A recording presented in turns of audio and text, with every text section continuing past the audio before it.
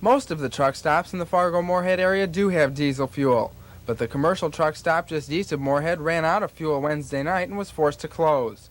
This afternoon, a shipment of 8,000 gallons arrived, but owner R.G. Terrell says that will last him about 6 hours, and then he'll have to close again. Terrell spent a day and a half trying to get that diesel fuel. He could have bought it at black market price, but then he would have had to sell it at a price below cost, and he says he'd rather close up than do that. It ain't worth it. It ain't worth it. There's no use of beating your head against the wall, you know. It's costing you more, you're losing money on it. You try to keep from jabbing everybody. No use losing money, so you just might as well not handle it. Rod Bundy's not an independent trucker, and he had trouble finding fuel between Iowa and here. Bundy finally found diesel fuel just outside Moorhead, but he might have to shut down for a while because fuel's so hard to find. It hasn't really bothered me too much, but I could be out of a job, you know, if everybody goes on strike, which looks like they might do. I don't know. What happens then?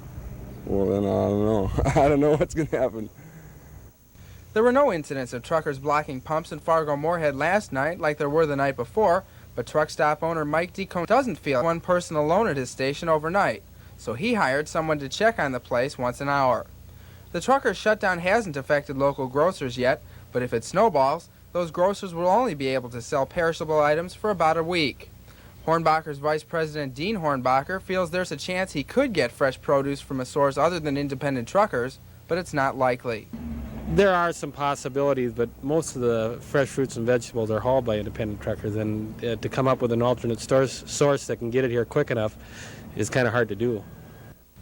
We talked to many local residents who didn't seem to have an opinion on the shutdown, but what those people don't realize is it could directly affect their lives in a short while.